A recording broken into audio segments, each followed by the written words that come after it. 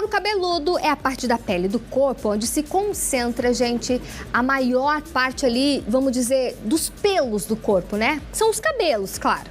Aí você me pergunta assim, Patrícia, e os problemas do couro cabeludo? Aí eu te falo, a gente tem vários, mas quem vai esclarecer mais pra gente e falar sobre a saúde do couro cabeludo é a nossa super dermatologista, a doutora Isabela Fayad. Tudo bem, doutora? Boa tarde. Seja bem-vinda ao Vitrine. Muito obrigada, é um prazer estar aqui. Doutora, primeiro vamos falar, é normal ter queda de cabelo? Claro que sim, Patrícia. É normal que a gente perca algo ali em torno de 100 a 200 fios por dia. Tá? E isso acontece porque existe uma unidade no couro cabeludo que chama folículo pilar, que entra em um ciclo. E existem folículos em diversas fases desse ciclo no couro cabeludo. Existem folículos na fase de crescimento, na fase de repouso, e essas fases podem durar muitos meses, inclusive, e folículos na fase de queda. E desses folículos na fase de queda é que se desprendem fios todos os dias. Tá, e quando que essa queda de cabelo ela passa a ser preocupante? Então, algo que supera, que ultrapassa essa quantidade ali de 150 fios por dia, que a gente começa a perceber uma grande quantidade de fios no travesseiro, quando toma o banho, quando penteia os cabelos, ou quando aparecem alguns sintomas, como, por exemplo, coceira, descamação no couro cabeludo e até placas com falhas de cabelo. Afinamento na região da frente, também na região frontal, precisa ser investigada e diagnosticada. E quais são os tipos, por exemplo, doutor, do tipo de queda de cabelo? Existe mais de um, né? Sim, sim. E é muito importante a gente estabelecer realmente qual é o tipo de queda de cabelo, porque os tratamentos variam muito de um para o outro. Certo. Né?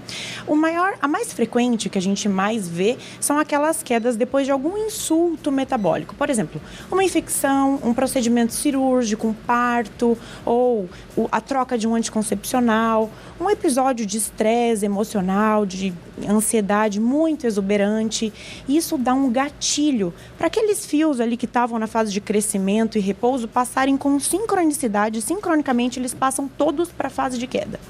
E ali, depois de 3 meses desse episódio causal, a gente começa a ver uma queda bem exuberante. A boa notícia é que esse tipo de queda normalmente se resolve sozinho, é autolimitado. É claro que a gente consegue entrar com uma suplementação que vai melhorar ali, ajudar na recuperação. Ela não muda o período de queda nada muda. Mas a gente consegue suplementar para ajudar que os novos fios cresçam. Seria a alopécia, doutora? Isso. Esse tipo de queda é chamado de eflúvio telógeno, que é o tipo mais comum de queda de cabelo.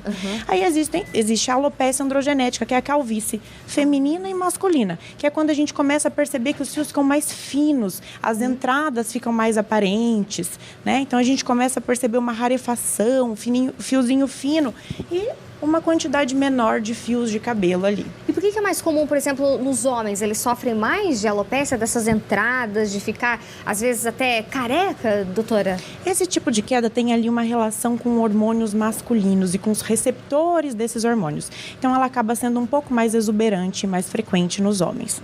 Agora, muitas pessoas relataram que pós-Covid, meu cabelo depois que eu tive Covid, ele caiu, ele está caindo bastante. Já tem alguma relação científica, algum estudo, doutora? É exatamente aquela questão que a gente acabou de conversar. O eflúvio telógeno acontece ali em média 2 a 3 meses depois de um episódio estressante para o metabolismo.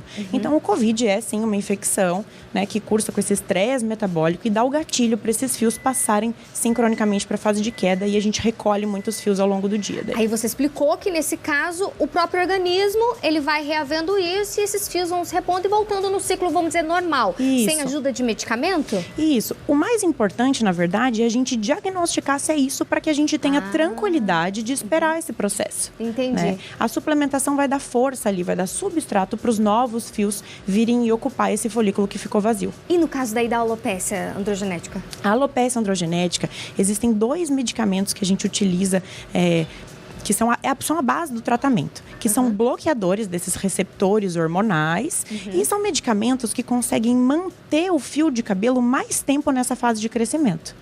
Então, são tratamentos bem distintos. E existe também, essa é uma foto da alopecia, de um caso de alopecia autoimune, é uma doença autoimune, né? Onde o nosso organismo ataca o folículo. Então, a gente precisa tratar como uma doença autoimune, né? A alopecia areata, que chama esse tipo, onde aparecem placas sem cabelo. Uhum. E tem como reverter esse caso, doutora? Sim.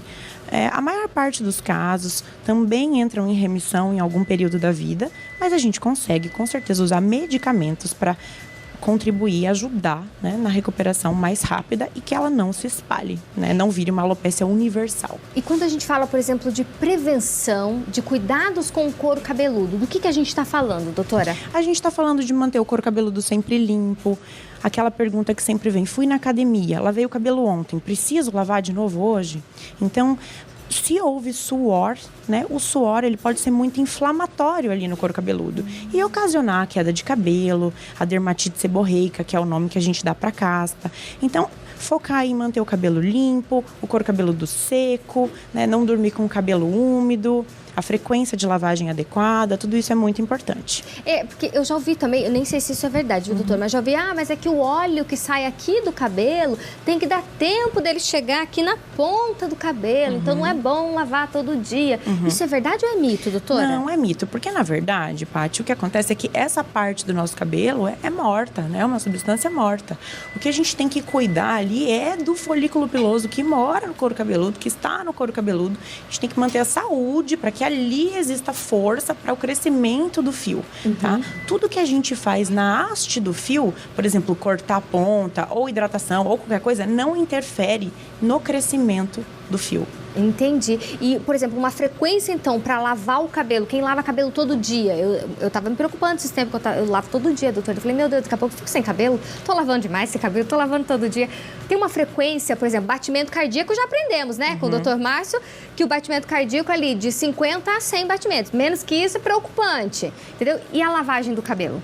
O grande problema da lavagem do cabelo é quando a gente coloca o shampoo, que é algo que tem sabão, nos fios. Eu sempre gosto de dar o exemplo, assim, de uma panela na pia. Quando a gente quer remover a oleosidade ali, o óleo da panela, a gente abre torneira, água e sabão e a gente sabe que isso derrete a gordura. A mesma coisa o shampoo faz nos fios, remove a hidratação do fio. É por isso que ele precisa ser destinado para o couro cabeludo. E o fio, só a água que escorre já é o suficiente. É só a máscara e o condicionador mesmo nas pontas. Esse é o grande problema das lavagens, certo? Mas então, falando de uma frequência de lavagem, se você lavar adequadamente, corretamente o cabelo todos os dias, não tem nenhum problema. O que eu indico, assim, a média é que um dia sim, um dia não seja o suficiente. Mas se é um lugar muito quente, né? Se você tá na praia ou se você faz exercícios intensos todos os dias, é importante que a gente mantenha o couro cabeludo limpo. Então, a lavagem pode ser diária, sim. Perfeito, amei essa notícia. Doutora, muito obrigada pela sua presença, Patrícia, aqui no nosso Super Vitrine, viu? Passa o seu Instagram, tem conteúdo por lá, o pessoal conhecer mais sobre o seu trabalho também. Tem sim. Meu Instagram é @doutora Isabela Fayad Leiva. Perfeito, obrigada mais uma vez obrigada. E até uma próxima, doutora.